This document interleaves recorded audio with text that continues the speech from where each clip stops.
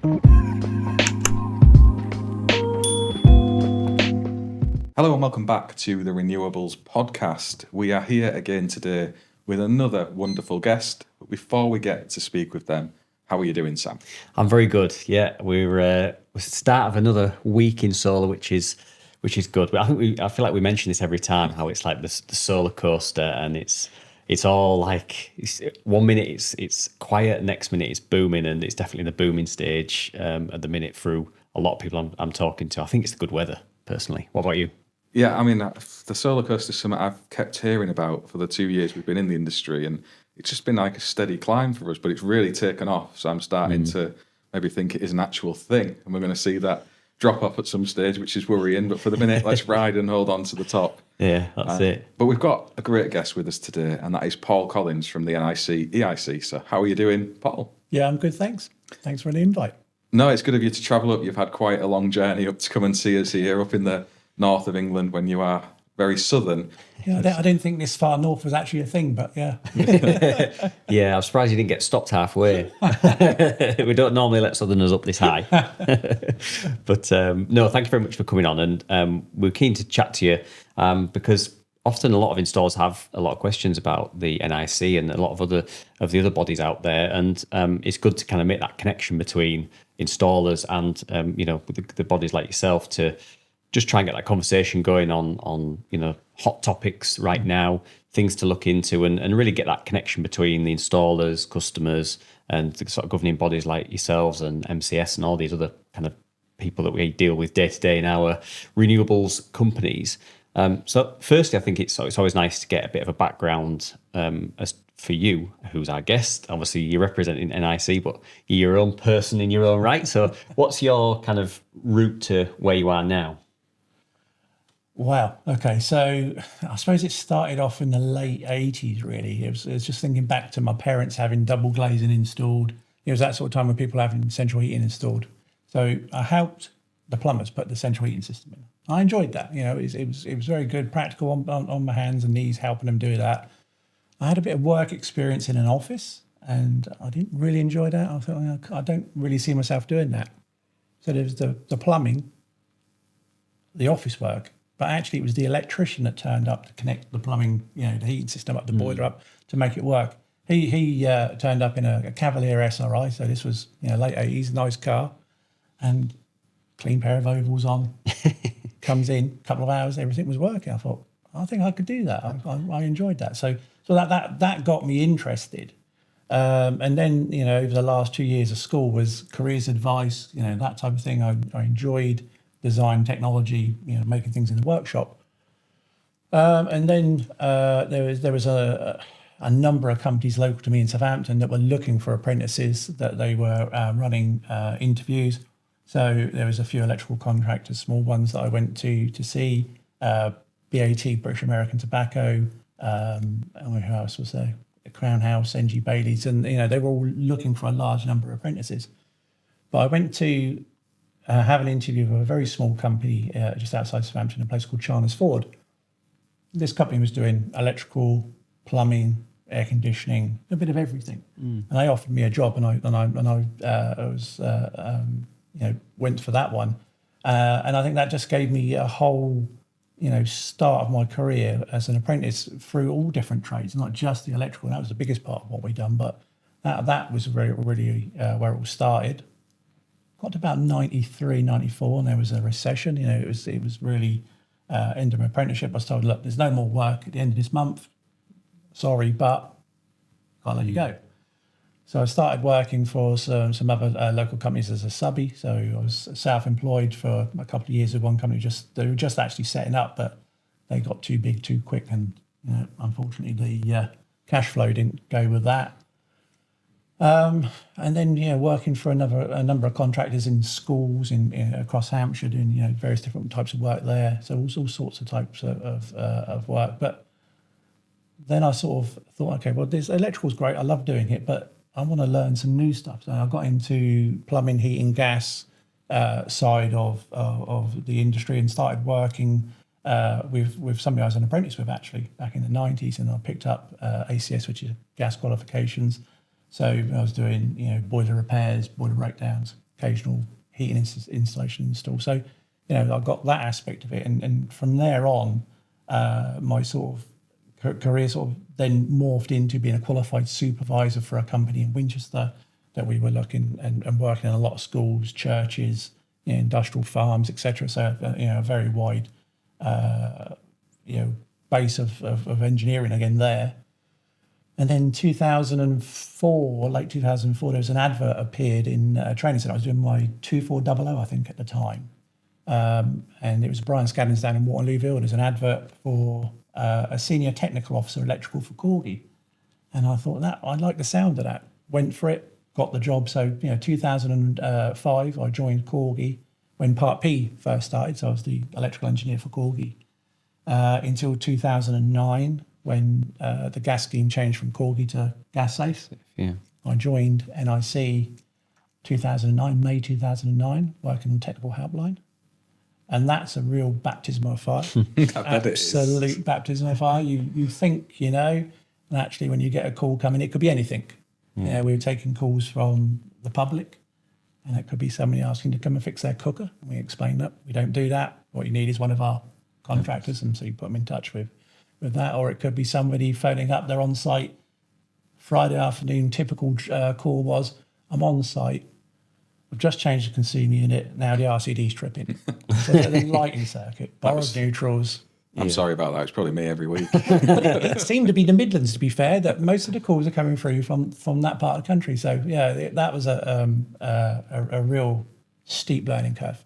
Because I think you got to, because I've phoned them before. I'm not scared to admit it. You just have those times where you always need a little bit of backup, and you can't know everything. And sometimes I've called that, and I can sense that the person on the end of the phone wants to say probably a little bit more than they maybe are allowed to say sometimes as well, because they don't want to put themselves into a position where they're like then opening themselves up to say, well, I phoned your helpline and they said that I could do this and that. So you have to be a little bit careful. But like you say, I do not envy those people on those phone lines. I just, you terrify me every time I would turn my phone on, that it would just be this most obscure problem that I would just have no idea where to even take it. But the calls like that are probably the best ones. That's the ones you learn from, because you be honest. If you don't know, you don't know. You say, look, I don't know. I need to come back to you on that one.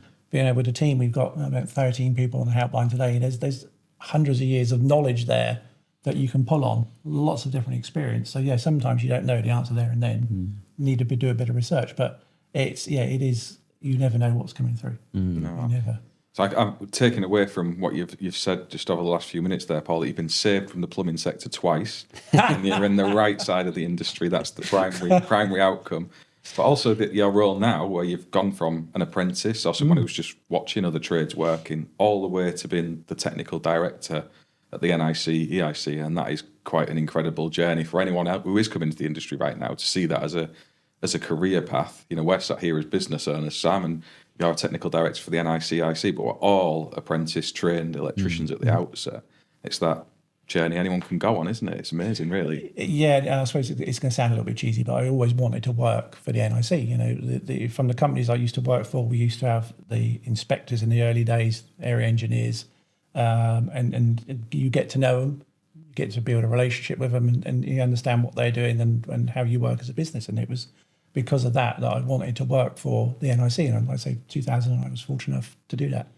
I've done a number of roles from technical helpline through to head of NIC, and now technical director. And you're right, it's a career that you can take you anywhere. It's amazing, isn't it? And that technical team you've got at the NIC, is that dozen people? Is it hundreds? What sort of scale are we talking as a whole? If you put every team together, there's probably a couple of hundred people there. Wow, that's quite a number, isn't it? There's a team of about 13 people on the helpline, so deal with the calls and the emails that come in via the helpline.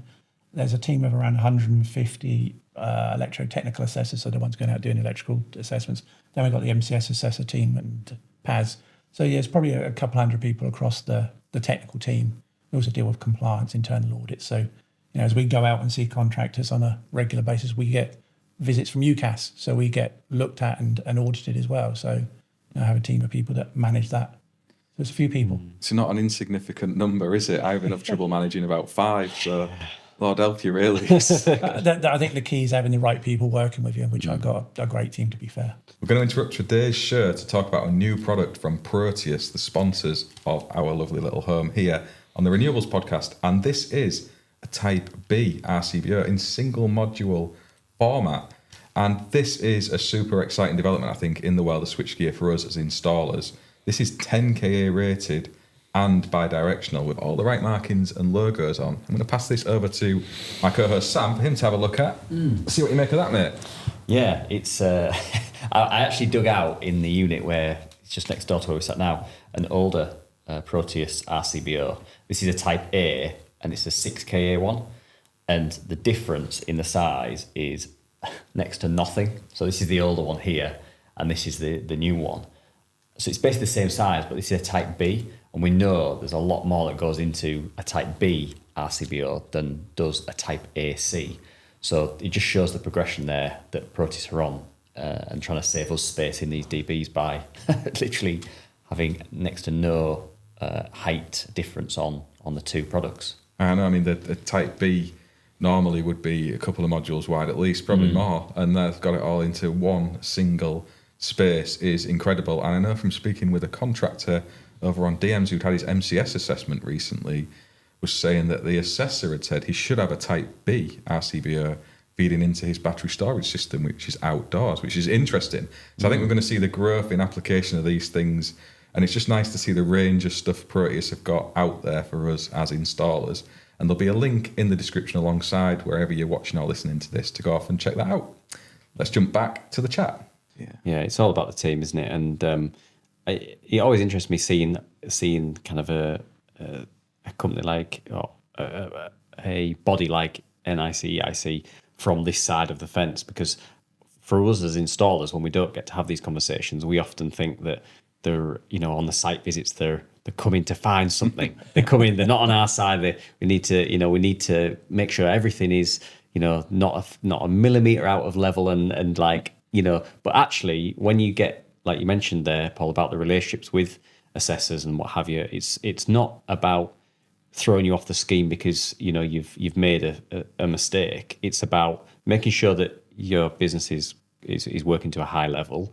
There's always going to be mistakes made, no matter how much you rate yourself and how many qualifications you've got. But it's about kind of trying to find out what you are doing wrong, if you are doing something wrong, and improving that. But I know certainly when I first went self-employed, I was absolutely terrified by my initial assessment and then also for like MCS and everything. But over the years, I've actually found that, yes, we want to make sure everything is done right first time, but actually when there is a mistake made, it's about how you react to that mistake and actually develop the relationships with, like the assessors coming out to site to make sure that, just to give you that peace of mind that they're not just going to throw you off the scheme if they see that something's, you've made an honest mistake and you're going out there to fix it. Yeah, I think the key thing is the relationship. Yeah, we're not looking to find things. If there's a label missing, okay, we note that.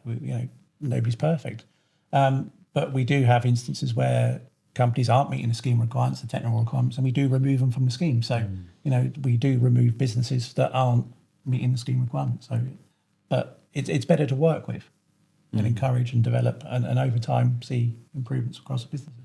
Yeah, because I think that's one of the criticisms that's levelled to NIC, NICEIC, MCS and all the rest of them, is that they're seen as like this money-making racket where they're all driving Lamborghinis and coming out to site to find things wrong, and no one ever gets kicked off the course or get kicked off the scheme because effectively they're paying their membership, and that's more important than anything. But like you say, people do get kicked off the scheme if they aren't meeting the requirements. Firstly, nobody drives a Lamborghini.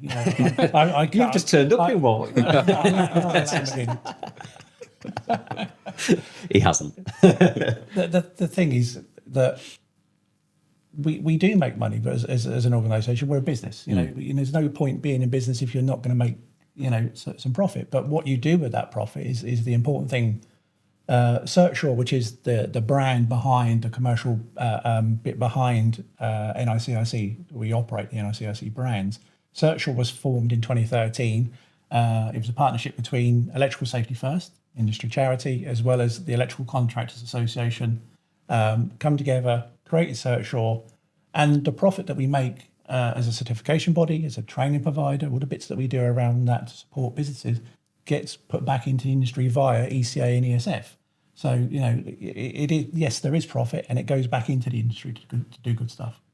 Yeah, I think some of the good stuff is around the electrical industries charity as well. I've seen from speaking with Andy Reeks, he came on the podcast, and I always say his surname wrong. I said it wrong again there. Sorry, Andy. He came on and had a chat with us about the work that the NIC do funding their activities. And I think that's a message that a lot of contractors don't hear. I certainly wasn't aware of that at the scale that it's happening. And that is, it's quite something really, because that's there looking out for all of us as electricians. Yeah. And you guys and girls are not putting in significant amounts of money into that through your members. I think that's something the industry do well to celebrate, to be fair. We do it through, from businesses where we get money that way, but we also do it from people working within the business. Last year I done a London to Brighton bike ride. That was the best thing I've ever done, but it was also the worst thing I've ever done. We do lots to support the EIC. It's our chosen charity as a business. And again, like you say, it is for the whole industry. It's for everybody to access and use if they need to.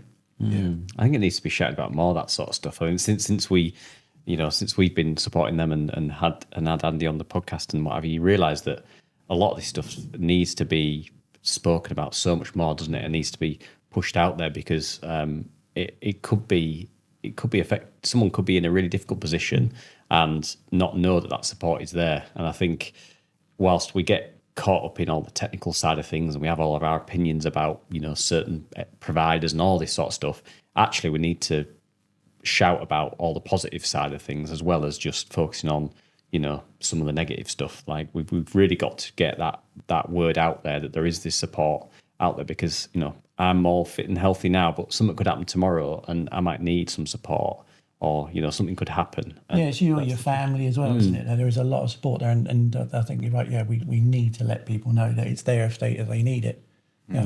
Our engineers, they have little EIC cards if they do need to leave that with one of our contractors when we're out. And I said we will do that. Yeah, that's good. And just to say as well that the help that you guys have given, and specifically yourself, Paul, towards Apprentice 1-to-1. So I brought the book and little lockout bag here. Paul's not asked me to do this, I'm doing it anyway.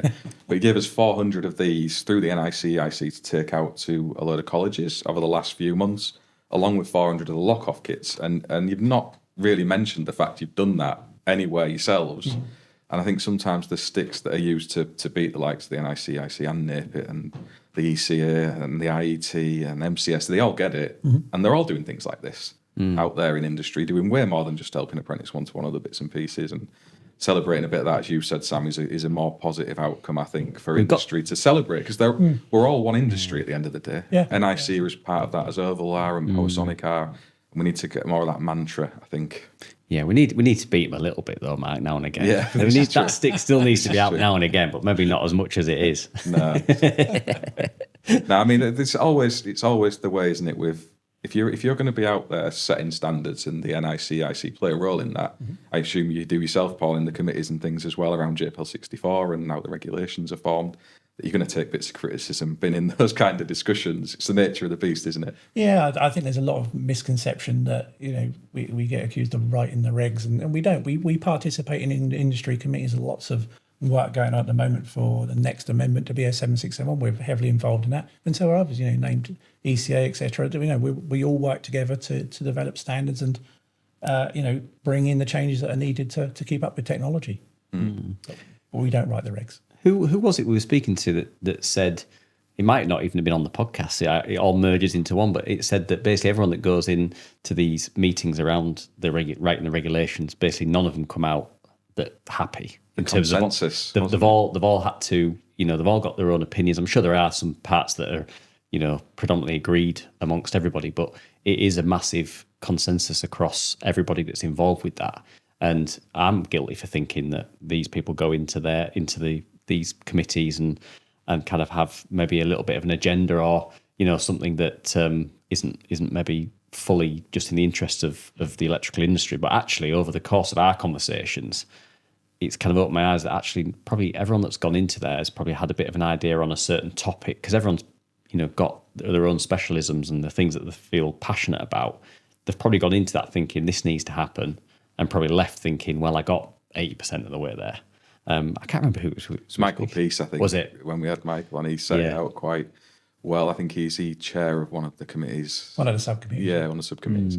So he'd set that out, Mr. Kenyon as well. So there was a few. It's interesting when you learn about all this, because we don't see it as normal electricians. Obviously, we don't know what's going on in any of these discussions. The rumours build, and you just think it's there to catch us all out or make us spend more money. And it's not really the reality, is it? It's not as exciting as that, I expect.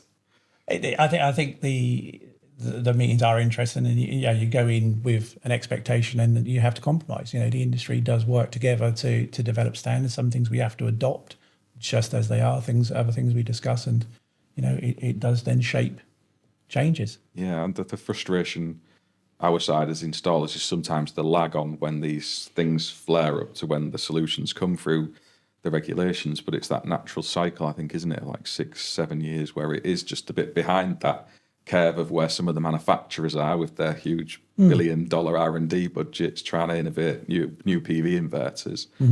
And then you've got to try and wrestle with that to make it fit the standards in our country. It's not easy, I expect. So sometimes technology does take the lead that you have to then catch up with, but there is a mechanism for that. But sometimes it does take a bit of time for it to filter through. Yeah, and that's tricky, isn't it? Because obviously this is certainly, I know you do other work as well, Matt, but for me, like the renewable side is Oval's entire business, and so that special location in the regs is there's obviously other parts that are important, but that's kind of the main section that we're looking at. But that's a tiny part of what is a very big book covering all different areas. So that's why I learned about that the PAS, publicly available specification, and that means of delivering or trying to incentivize or change techniques of a certain topic, rather than releasing a full new kind of regulations book just to change that little section,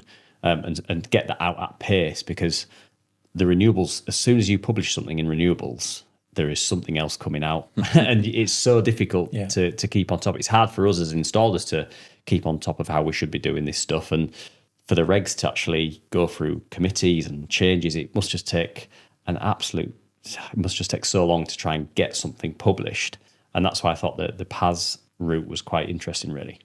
Yeah, there's the IET have got, was it IET01 around pen fault devices as well. There was more for manufacturers, I think, but there's tools like that we're starting to see being used rather than just like British standards, I suppose. And I think there's pros and cons of that. If you look at the average electrical contractor, we look at BS 7671, then we need to be taking account of these other things as well. It's not you've got to do this, you've got to do it. You've got 7671 as your foundation for what we're looking at. But then, you need to take account of other guidance, of the PAS, those type of things that's out there to help and assist where we need it. Yeah, it doesn't help when certain people innovate cable types as well. I didn't mention, but there's obviously the PV Ultra that you've been working on, Sam, with Doncaster cables, and there's the steel wire armour version of that, and we've spoken about it on the podcast. I've shared my own content, and there's the recent article from Peter Montfort and the people who've aided him in building that, which I think aligns broadly with what we've discussed. But that must make it difficult, again, for the NICEIC to come out and give a view on a particular cable. Is where do you draw the line in what you're going to define through there? Well, as a certification body, we need to stay independent and neutral of recommending products that we don't. So, the industry will develop. It will bring out new products to help, installers and contractors to meet requirements. So that the evolution of products, will be ahead sometimes of BSM 671. And I'm just picking up on some of the comments on the LinkedIn post around thing SWA, etc. Yeah, that's still being discussed at JPAL 64. So, there isn't a defined NIC view because it's still being discussed at committee level, which doesn't necessarily help when some of these installations are being done today. No, I guess that's the difficulty, isn't it? That, this innovation comes out and then it starts being installed, and it's maybe after the fact that installers retrospectively dwell on if that's suitable or not, rather than really drilling down into it and understanding exactly how it should be installed. So it's a really tricky one, actually. It's one of the most difficult parts, I think, of industry at the minute, is getting that right before it's become a problem out in industry. And maybe some of those other tools like PAS documents or some publications from the IET.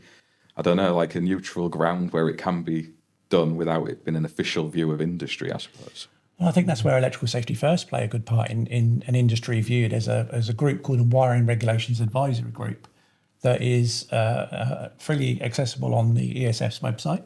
There's Q&As, probably a couple hundred there now for new installation work and periodic inspection, sort of two sections. And that's where the industry comes together to agree common answers to common questions. So that's a great resource. And we do talk about that.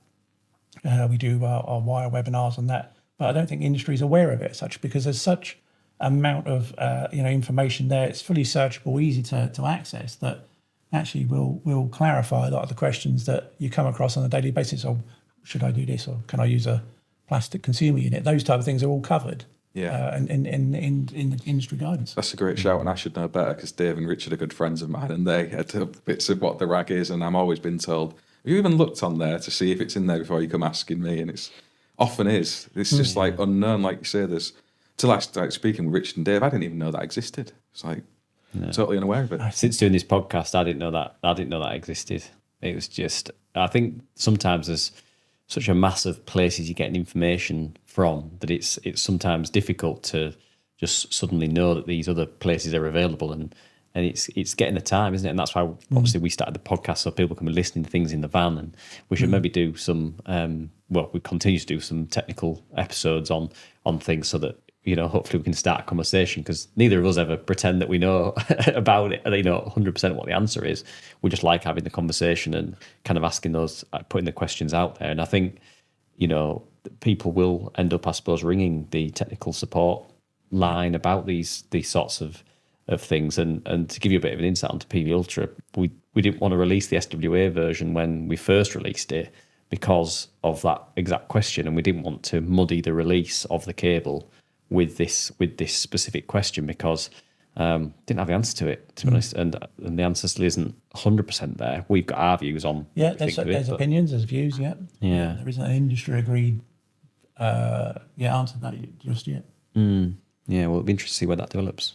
Yeah, I think in fairness to yourself with that cable, Sam, you've been very good on that, because obviously you're involved in its production and everything, and you've been really fair in your opinion, so I don't think anyone could level anything unethical towards you about that. And the way you've approached the launch of it with Doncaster Cables, it is fulfilling a purpose. We see the issue in industry, particularly around rodent damage on ground mount arrays, and I was just speaking off camera to Paul about something we're looking at not too far from where I live on a big array which has had just that problem. And that cable type would stop them ending up in the position that they are now. Quite how that falls in the regulatory world of things is another question, but it solved the problem, and I think that's something that we need to try and integrate into our regs without abandoning them, and that's the hard chat around it, I guess. Yeah, it is, and it's getting to a point where you make your best engineering judgment on the information that you've got at the time, and be able to back up why you've done something, and then if for an unforeseen reason that's no longer correct, a bit like installing standard steel wire armoured for DC side of things, that got clarified, and suddenly it made sense as to why that had been incorrect to do that. And so I think you want to try and get everything right. That wants to be the mission, but with the best intentions of the world, a bit like we were talking about the inspections. The reality is you're going to make your best judgment on every decision you make, but you make so many decisions when you're fitting things, when you're choosing products, that inevitably something is going to go wrong in terms of you might have to adjust how you do something in the future when more information becomes available, and that can be a little bit of a pill to swallow, because you don't want to do anything that ends up being incorrect. No. But ultimately you have to be guided by the information that's out there, your own judgment, and be able to back that own judgment up. Yeah, it's that confidence, I think, still as installers to say, okay, well, we've taken account of what JPL 64 and the wiring regs have decided. We've looked at all this other guidance, and we've decided this is what we think as the installer based on all of that. That is still something we can do as engineering judgment, as it's called. But it's consumers as well who are seeing a lot of this. I've had a customer just this week messaging me actually about using PV Ultra SWA buried under their block paved driveway. that they wanted to have mould underneath because they'd seen it on YouTube. And you're trying to explain to the customer that actually that's not really going to solve the problem. We can't do that. And then you're kind of in that, well, I've seen it on YouTube and where's the industry guidance? And it's good when there's articles like Peter's that's out there, along with the podcast that we've had. That's just our opinions. That's another view. And you can reference people towards it. It's actually the industry's still batting this around, but this is the consensus. And they can go off and research it and find out for themselves that I'm not just trying to sell them a great big trench under the drive for an extra few £100 and they do actually need it. Yeah. That's sometimes the battle we have as installers when you're quoting against each other and someone else will be, well, just bang that cable in, it's fine. You can explain that to someone then, I think. Yeah, no, exactly right. And that's all we can do is point people. Ultimately, you'll be on the wrong side of it a few times, but for the times you do win the project based on that information and convince the customer to go with your solution, then you're the one signing that off. And equally, the person that's not gone with you and they've gone with the other solution, their installer's signing that off. So if anything was to happen, it's their name on that certificate. And eventually, when there's a consensus out in industry, then potentially that could be picked up on an inspection, or you just never know. But you've got to be happy with the decisions you make.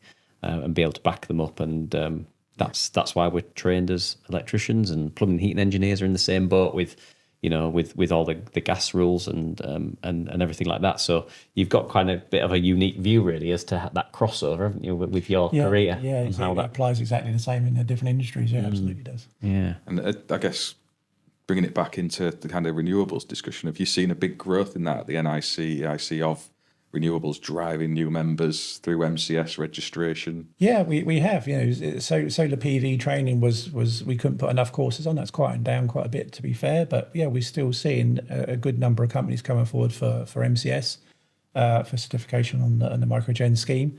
It's going to be interesting to see has the new scheme redevelops as that starts coming through. We're working on that at the moment with MCS to do our redevelopment of our scheme.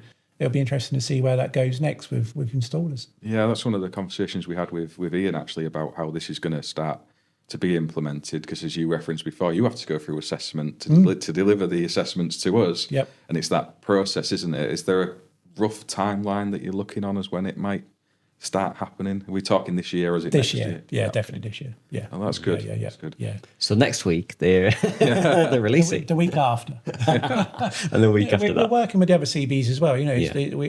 We've all got to go through the change. So if we all work together to help and support each other, then we'll get there to hopefully get to help installers quicker.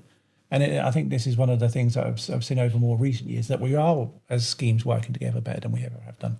There's a lot more collaboration and working together via industry committees and other bits as well. So it's good to see. Yeah, I can vouch for that through the Safe Isolation campaign that's kind of kicked off the last couple of years. So there's a great willingness between a lot of the technical managers and more widely in those organisations to work together. And that maybe wasn't the case 5-10 years ago. It's something that's really positive in industry at the minute, and long may that continue. But with the kind of heat pump element to renewables, we do need to reference heat pumps as much as we can't get installers to come and talk as often as we want. Is there a route for those guys and girls through the NICEIC as well? Are you offering schemes in the heat pump world? Yeah, so we offer the microgen MCS scheme and common person schemes that cover heat pumps, solar thermal, etc. We cover those schemes for businesses, but we also, via NICEIC certification, which is based in Chesterfield, we have a certification body that issues personnel certification. So the gas industry, renewables industry works on the mechanical side more on personnel certification, individual certification. And we offer a training and assessment package for heat pump installers. So a gas engineer can transition from installing a gas boiler into a heat pump, low temperature systems, water regs, unvented cylinders, all of those bits that you think you'd go from a standard gas engineer into renewables installer. Yeah, we can support that, and we do support that, and that's doing really well. We're seeing a lot of people being certified via that. We have a number of training centres ourselves, but we offer heat pump training out of Chesterfield, and that's our main base for heat pump training. So that keeps us busy, and we've got routes to help support businesses transition. Now, if you want to be an electrician but go into heat pumps, you can, but you've got to have the same level of knowledge and competence as the gas engineer or the plumbing and heating engineer that's doing that. There's no real shortcuts to it. Like, there's no shortcut to become an electrician. You've got to go through the right routes, the right courses, the right time. There's no shortcuts to this. No, absolutely, and that's something I'm going through at the minute, because we've had a look and tried to find like some sort of electrical course that is just the electrical side of the heat pump side of things. But because it is so plumbing and heating heavy, they're basically all plumbing and heating courses, and that's why we're developing, and we probably would have ended up getting to this point anyway, but we're developing like a plumbing and heating side in our company because it's just, there's so much to learn on that side that it's just so much for you to take on as an electrician to do the plumbing and heating side. Unless you've got a bit of a history like yourself, Paul, where you've been in that world for a bit, it's very difficult to transition and 100% do that all yourself, unless you're willing to give it loads and loads of time, which as business owners, you are very much time poor in most cases. But it'd be interesting to see how the heat pump course develops, because there's lots of talk around the RCD protection on heat pumps and all of that developing, because I can imagine they are leaky because they're just full of liquid and full of electronics. So it'll be interesting. There's some Heat Pump Association guidance that's due out very soon that will help with that. So we and a few others in NICEIC, ECA, ESF have been contributing towards the Heat Pump Association guidance, and that's in its final stages of being drafted, and we should see that very soon. That will help with the RCD requirements. It's not just installing it, is it? We're going to encounter this stuff on EICRs and things, so we need a bit of knowledge in there to help people who maybe aren't fitting this stuff week to week understand what they're looking at when they're doing those inspections. So it's much needed, and I think you're right, Sam. We've discussed this before. I think where if you're going into a different area of industry, you need that skill in your business. So I think you're going down the recruitment avenue, at Oval, and because you just can't put that time into. Not without retiring from the day job for a significant period of time. Yeah. And we're the worst for that as electricians. Again, we've said this a lot. We think we can dabble in everybody else's game and keep everyone out of ours, but it don't work like that, does it? It doesn't. Whenever I try and do any plumbing and heating stuff, like move a radiator, or I plumb the dishwasher in at my house, and I just get absolutely soaked every time I do it. And then I'm paranoid that it's gonna leak. And so it's okay when it's like on your own house, but I'm not taking that risk in a customer's house, and even more so when they're spending a good amount of money. There's grant money there and all the rest of it. So because the whole grant side of things is an interesting world, because it's solar, that's all been removed now. Like there's no grant apart from the 0% VAT or no widespread grant. I think you can get some kind of individual ones around the country depending on which council you've got and things. But some like small things going on, but. Certainly for the boiler replacement scheme, there's a big pot of money there to be accessed. Yeah, there's the boiler upgrade scheme. It's £7,500 towards the cost of a heat pump, and the number of installations we see, the statistics are going up. So it's working. But there gets a point when government withdraws funding because the market self sort of sufficient. So you can see why they do it, but it doesn't always help with some of the quality issues that we've seen around. I guess installations. From your side at the NICEIC, are you lobbying government to do stuff like that, or is that outside your kind of sphere of influence, if you like? You're trying to get them to bring with these grants forward for heat pumps and PV, or so we're involved in the conversations. With DESNES and others around grants and grant funding, and we offer heat pump training grants for via NICEIC training. So we do have some input into DESNES and conversations with the department, but. I wouldn't say we're specifically lobbying on that, but we do work with them. It's difficult, isn't it? I think because the government changes every 4 or 5 years to get much effective input anyway. But I know that there's conversations going on around increasing that heat pump grant up towards supposedly £10,000 and opening it up more widely to involve PV again, maybe. So who knows what's coming forward.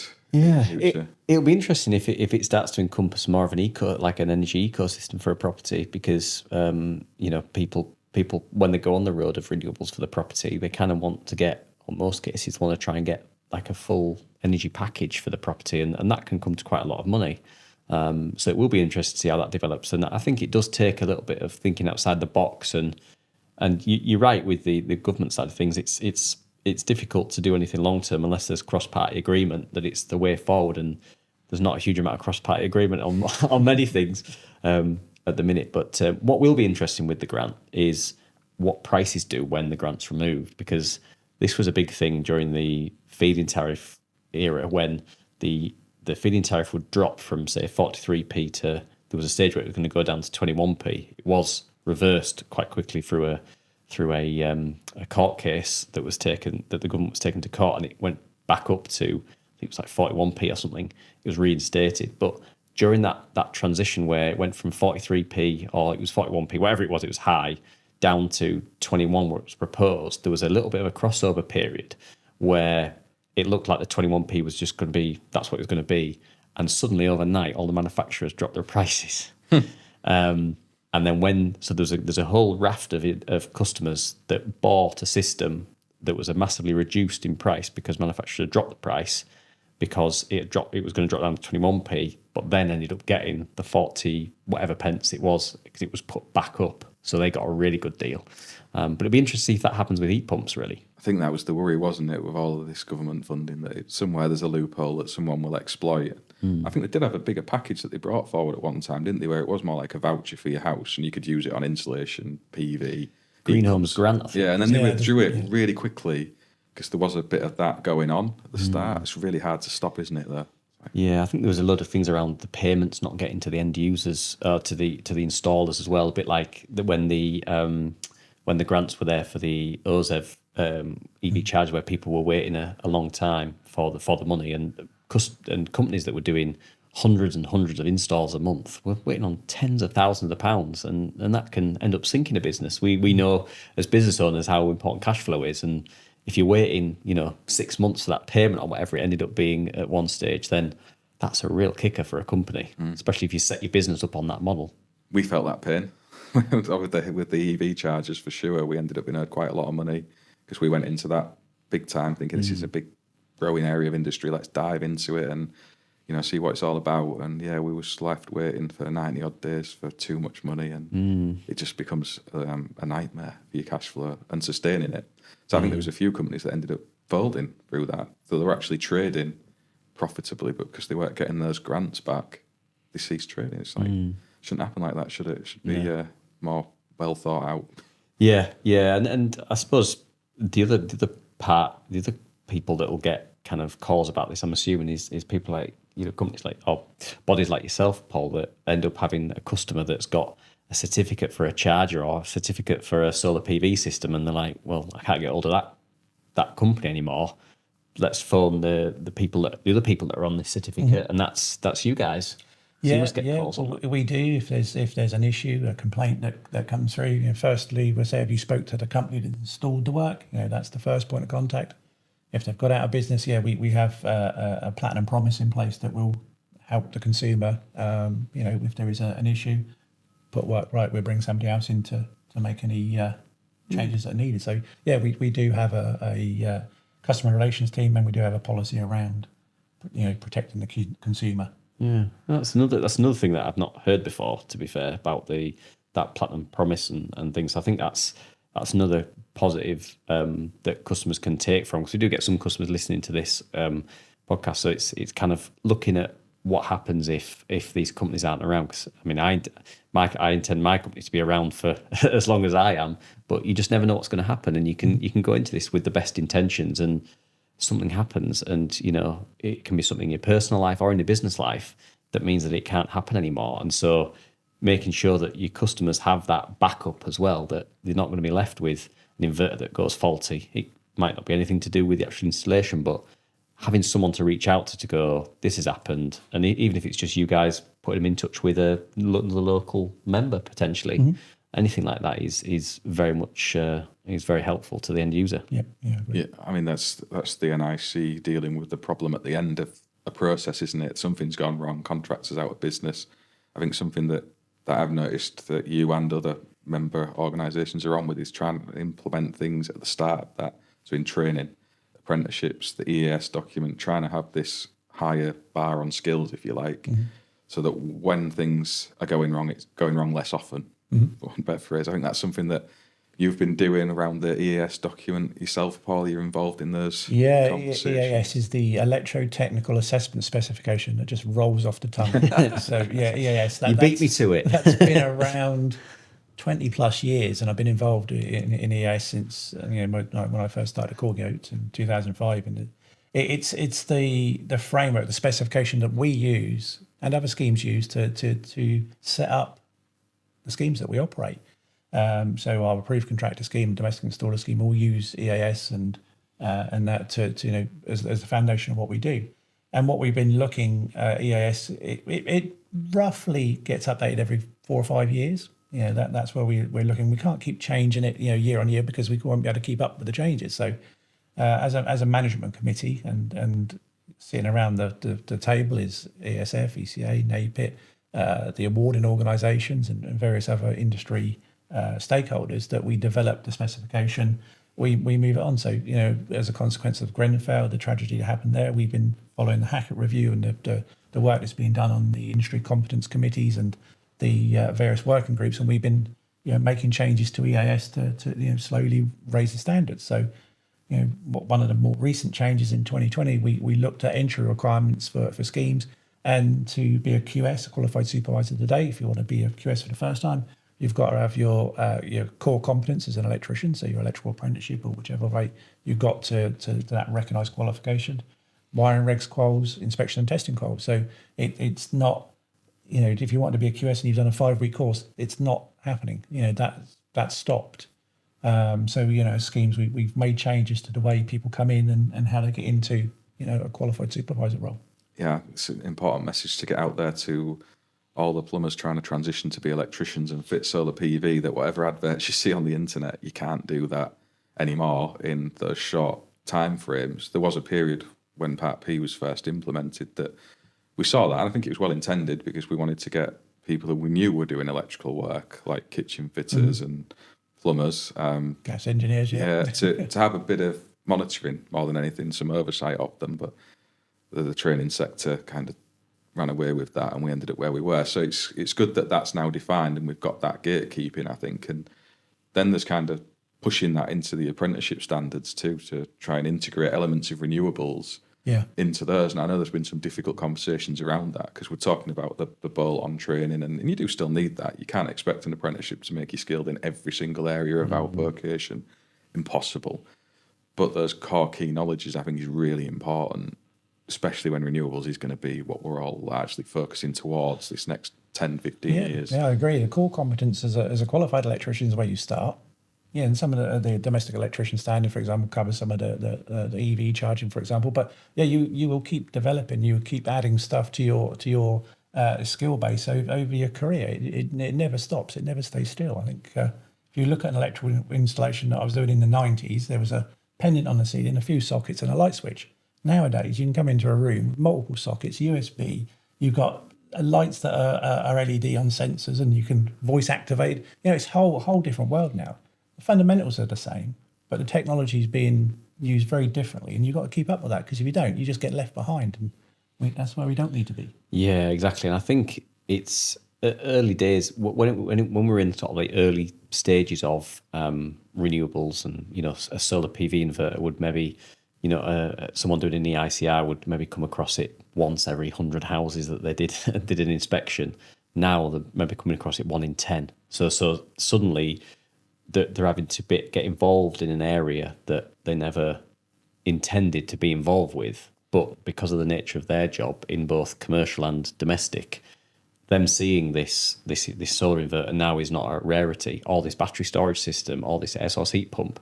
So it's what was, when I first started, quite an isolated niche in the industry, now is becoming slowly more mainstream. And so I get messages now and again from people carrying out EICRs that are terrified that they've seen this breaker in the board that says solar PV or battery storage and what have you. And it just shows that if we want to, the next generation of installers, it would be good to get them used to even just the basic way an inverter works and things like that. Get them in front of this kit early, so that when they do come across, even if they don't intend to fit it, when they do come across it in their day-to-day work, even just isolating a board and knowing there's a dual supply coming into that board knowing what it is, how it works roughly, and what to do to work safely within that consume unit is kind of, it seems like a no-brainer really, because to try and teach someone that later on, you've kind of missed your chance to teach everybody it right at the start if everybody's doing an apprenticeship.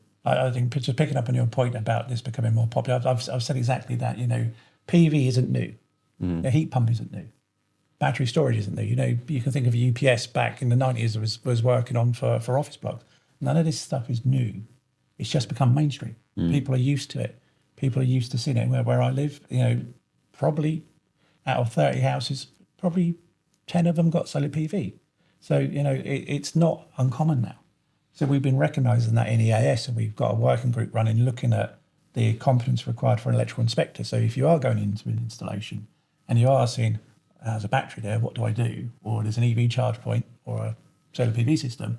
So yeah, we need to start integrating that into qualifications and think about CPD for the industry to, get to that level of knowledge of, okay, I've come in, I've got a PV system on the roof, I'm just going to limit out. And we don't need to be doing that. We just need to have the right skills, the right knowledge and the right behaviours to do the inspection and testing as part of a periodic inspection. Yeah, that's right. And of course, one of the kind of bread and butter jobs of most electricians is changing a consumer unit or a big distribution board, isn't it? And you need to know how you protect that, protect that circuit. Like approach sound like the bi-directional RCBOs now, but that isn't current across all manufacturers. So knowing what board you're choosing, if you always use X brand, and you need to be able to look at and understand if it needs acid protection, and that it has that brand has the right equipment to allow you to actually install a new board that has the protection that inverter needs. Yeah, it's difficult. And I had a question like you had about ERCRs from an installer who was faced with the problem of swapping a consumer unit that had been coded a C2 on an EICR. It was plastic under the stairs, I think. So whatever they'd come to on that decision, and he was stood there faced with changing it, but it had solar in it. And he genuinely didn't know what the process was for shutting it down. And I've been that electrician 5 years ago when I've been out doing an EICR with solar PV, thinking what's the correct way to turn this off so I'm not going to damage it. Understand how to turn it off to be safe while you're doing your work, but is it the DC that goes off first? Is it the AC? What you're actually doing? It's getting those kind of bits of knowledge out there through CPD as well, which I think is really important. And the Hackett report and the fact we have to do our CPD every year is a good opportunity for electricians to take that in. And I know the NIC through the podcast they do, and the question of the week actually that you guys pose across social media is really good. Sometimes there'll be clever people in the comments, this is far too basic, why are you asking this?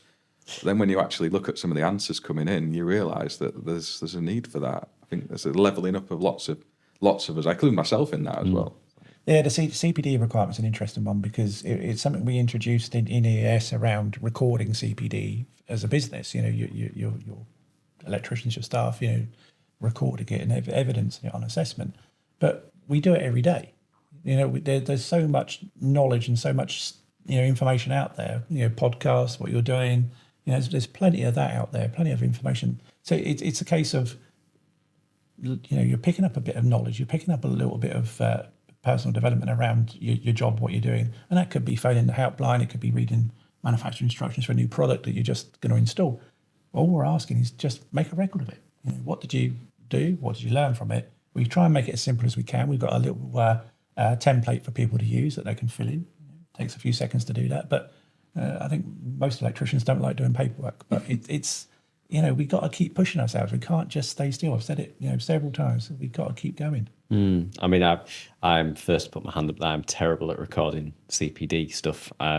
It's a massive flaw in what I do every year. And every time it's asked, I'm like, I need to get better at that for my next assessment. But it's one of those things, isn't it? Just because you don't record doesn't mean you don't do it, but you need to evidence it to show that you are doing it. And that's, sometimes you're doing CPD when you don't even realise. Hopefully by listening to podcasts like this, you're learning and you're taking things in. And we learn so much by doing the podcast, don't we? And things. So but it's also very interesting. The thing that's kept me in renewables for so long is that it just changes. There's like the PAS 63100 document comes out, and suddenly the job you're doing next week has to if you want to take, if you decide you want to follow that document, you're looking at that install and you're thinking, oh dear, how are we gonna comply to this now?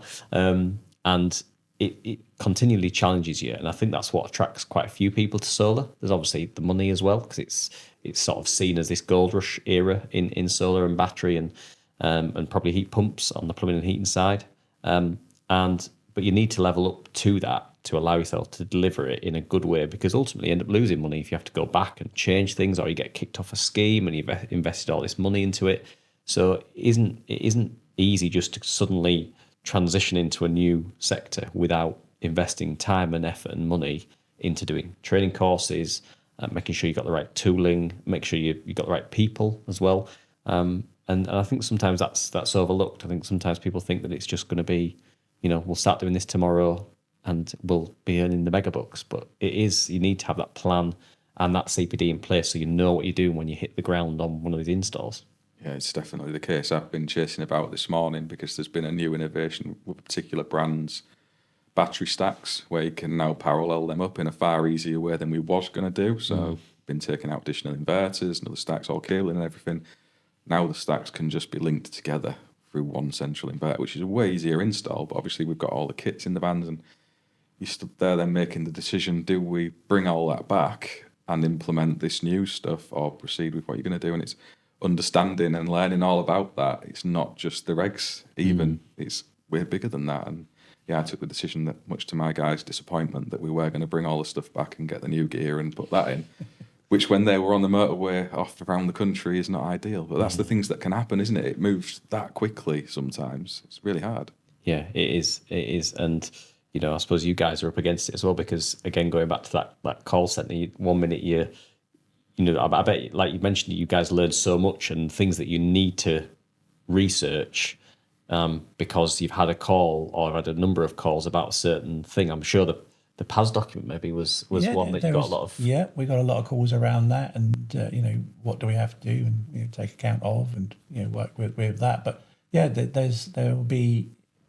You're on the phone, a call comes in, you're not there, you can't see what they're talking about. I've got this problem, I've got this inverter, whatever. And it's difficult, and that's where we as a business we give everybody a 30-hour requirement for CPD. As a start, so we need to be doing our own recording it, and starting to pick up on new technology, and it can be challenging, but yeah, that's we have to do that as well.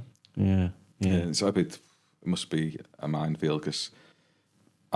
Matthew and Nathan are ringing me with certain commissions on certain products, and I can only think that the NIC will be getting calls like that as well, and you can't be across every single bit of kit that's out there to give. We can talk about 7671, the requirements, maybe some building regs when depending on what's relevant, but yeah, we can't go into specific products because there's so many out there. There's such a wide variety of fire alarm systems, batteries, inverters, solar panels. Yeah, we can't cover all of that, but we can talk about the requirements of the standards, and that's where I think manufacturers training plays a part in that. If you're installing their products or want to get into their ecosystem, manufacturers do a good job of that as well. Yeah, so I think with the support you're giving to installers, it is set around kind of the regs and industry, isn't it? Largely, so it's the training courses.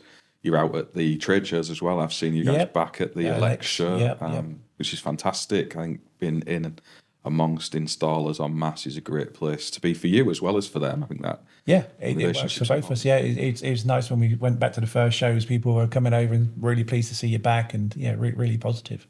It's nice. It's an opportunity to deliver that CPD as well, isn't it? If you get on the stages and So we work with if you look at this series of Lex, we worked with the IT and NICEIC to have a series. It's a solar PV install from the initial design through to the maintenance aspect of it. So we've got a joined up presentation, chunked up between us to deliver at LX, which I think is a nice approach to it. Back to that working together thing. Do you guys get on at these trade shows? Like, we do. Pitchforks in the car. I've always wondered that if you secretly it's like two teams against each other. Of course, but it's fun. It's fun. Yeah. All right. You get to know each other. You get to know the people that go to the shows, because they're generally people that go to the committees and the trade bits like that. So you get to know each other, and some people I've worked with at NICEIC work for NAPA, and so you do get to know each other. I don't think you end up in these roles as technical managers in our industry if you're not really interested in the sector. So all of you guys and girls who are doing those roles, the ones I know anyway, are all super interested in industry. Very. You love it. Yeah, absolutely. Yeah. And that's It's more than a job when it comes to that type of thing. It's more than a job. I think we're the same in doing podcasts like this, Sam. There's an element of people out there who are just, we say, geeky for industry, and I class myself as that person. Yeah, I'm definitely that person as well. Yeah, definitely. And you see that with the technical managers from the IET, the ECA, the NICEIC, ESF, definitely Richard Harvey. He's very geeky for industry. I can say that one without any qualms.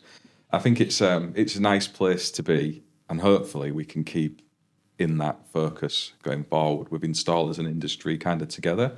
So I think it is really important now as we're adopting the mass adoption of renewables. That's what we're getting now. Mm-hmm. It's a real opportunity for everyone that if we all push together, we'll get a nice outcome for people working in industry and the consumers on the other side of that. Yeah, absolutely. I think, and you guys have got a big role to play in that as well, haven't you? Trying to keep that standard high in the industry. Yeah, and that's why we do over 38,000 assessments a year of businesses across the various schemes. We've got about 40,000 businesses certified across the various schemes that we operate. So yeah, we have a key part to play in that as the biggest scheme in the industry. But yeah, we all have to work together to make it work. Mm-hmm. I think if you look at what we're doing now, if you look at the type of work that's going on now, I think it's the best time for somebody to join the industry. If you think about the technology that we use today, what's going to be like in 5 years, what's going to be like in 10 years, it's just a phenomenal place to be. So I guess if you were a careers advisor going in to speak to Paul Collins when he was at school today, it's an entirely different conversation than it was when I was at school in the 90s and you were before that. There's so many areas now, isn't there? And I think we need to do some work with government around explaining that to school leavers to get people attracted into industry, because we've got that skills crisis looming in the background that everyone's talking about. Yeah, absolutely. Yeah, there is the skills gap, and there is the need to bring people into industry. I think we've done a recent customer survey, and I think it was about 52% said they've been having trouble finding people to employ. So you may be having the same challenges for your renewables bits, for your heat pumps. So yeah, we all need to address this. It's not one person or one organisation. We all need to work on this. We've got some nice bits coming through, which we can talk about in the future to help support apprentices. But yeah, that's the future. Without people coming in at the front end, there won't be anybody coming through to the trade to carry on doing what we're doing. Yeah, there's some great things coming with the NICEIC, which I'm very excited about, and we'll share more on that hopefully in the future. But the age range, I think, of installers as well. Do you have data in your memberships? I think there's the theory out there that a lot of us are older, like my age and upwards, as a majority. Well, I'm still in my 20s. Yeah, I am as well. Hard paper round for Celine in your 20s. But I think, are people like mid-40s into the 50s? Well, we don't have specific demographics or age for the schemes, because it's a business that we certify, not necessarily individuals. But you can track this across into the gas world, where you can see that, because every individual's on the register, and you can see that the workforce is aging, and that will be the same in the electrical industry. There is an aging workforce. We need to bring more people in at the front end, get them into apprenticeships, get them trained, get them completed, and that out into the industry. So yeah, it is an aging workforce.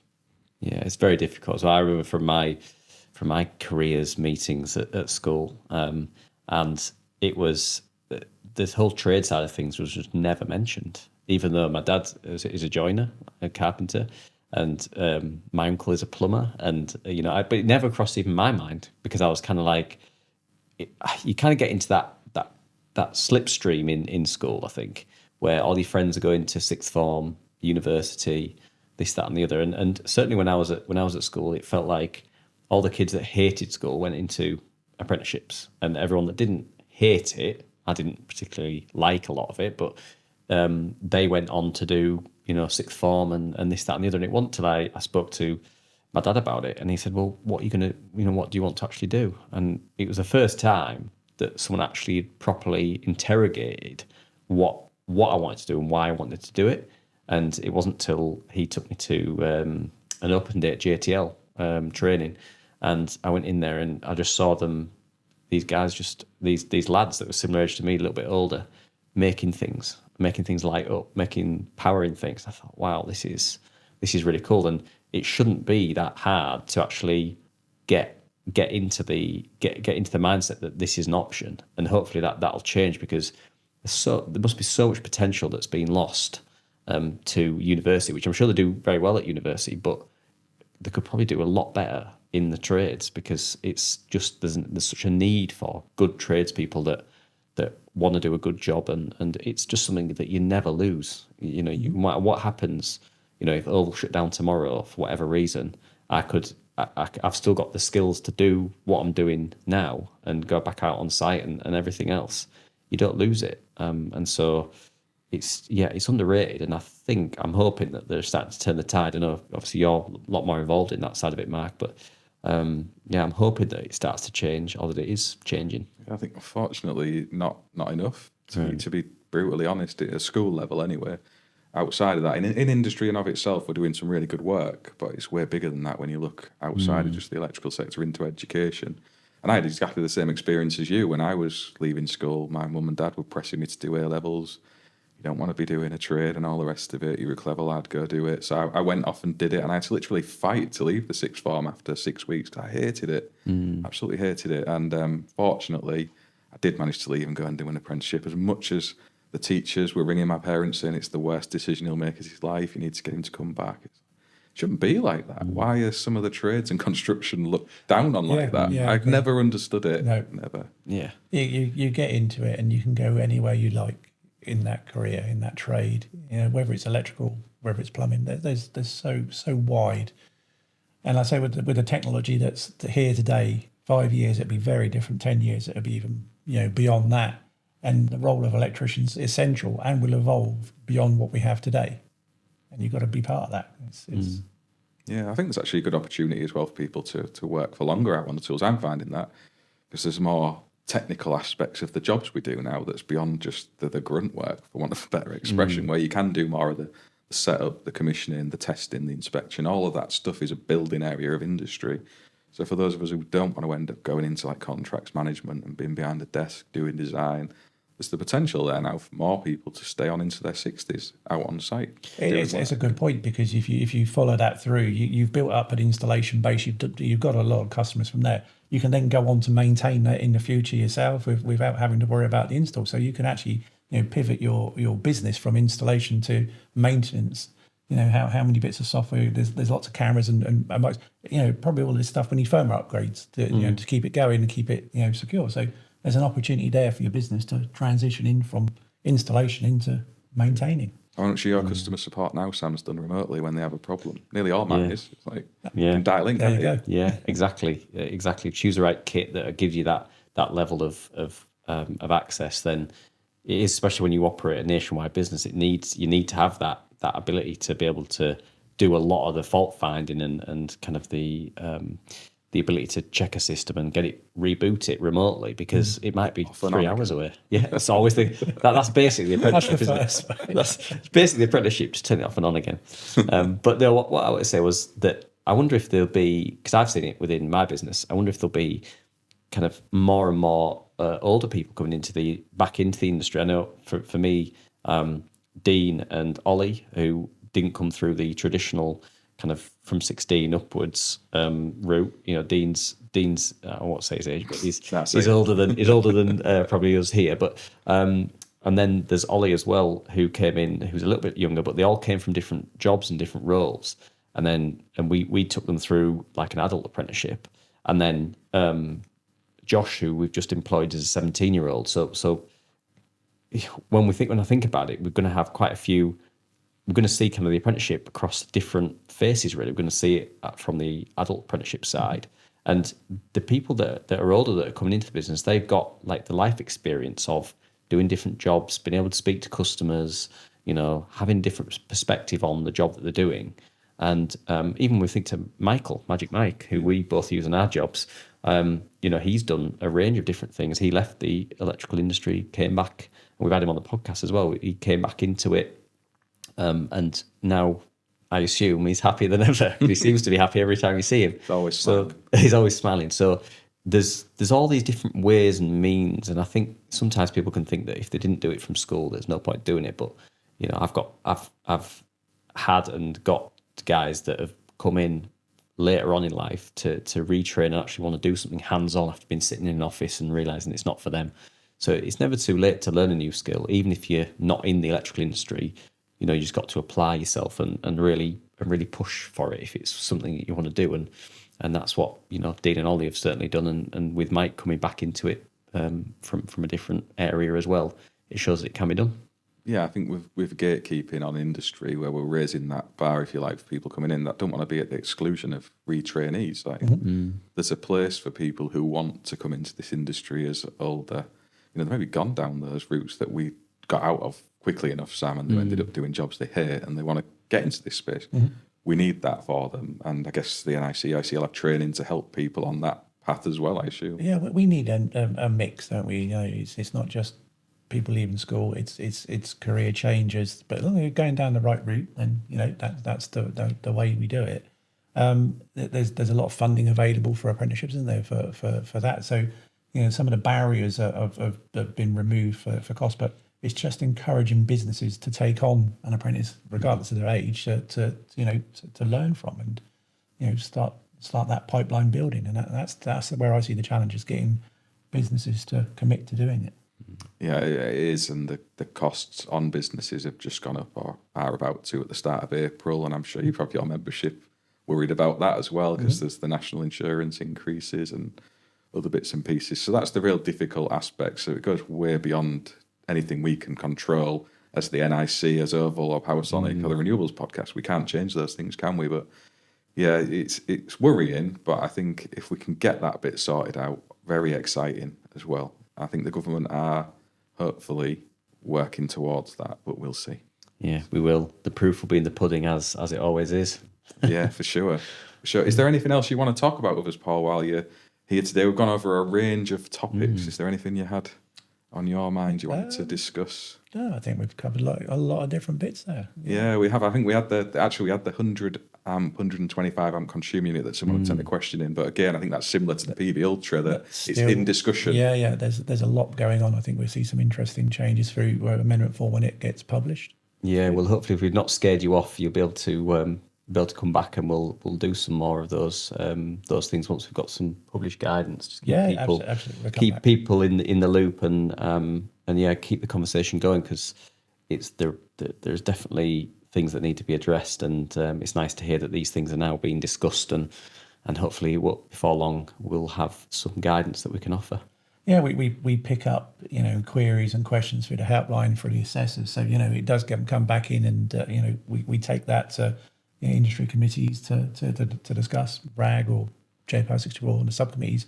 So yeah, we do make progress. Sometimes it's a bit slow, but we will get there. And just for anyone who is watching hasn't heard about it, the Wire as well, is that every 2 weeks? Yeah, we have a series of the Wire, which is a CPD session, generally 45 minutes to an hour, covers a wide range of topics from EICR coding clinics. How would you code this? What would you code this? So that's probably one of my favourites. You get such a wide range of views on that. We've also done the Wire on business support, first aid, mental first aid, and health and wellbeing podcast. So yeah, it's not just technical. We do other types of podcasts as well to help support industry. And is that on? I've seen it on LinkedIn when I've watched it, but it's on Facebook as well, I think. So yeah, we also do a live session, so you can come on and ask any question you like to the team, whether that's Sam and the assessors or some of the technical helpline team. So yeah, we do come on. I think it's a Thursday evening now. Used to do it on a Monday. Now we're doing it on Thursday, and it's a free open session to anybody. 8 p.m. it generally starts live.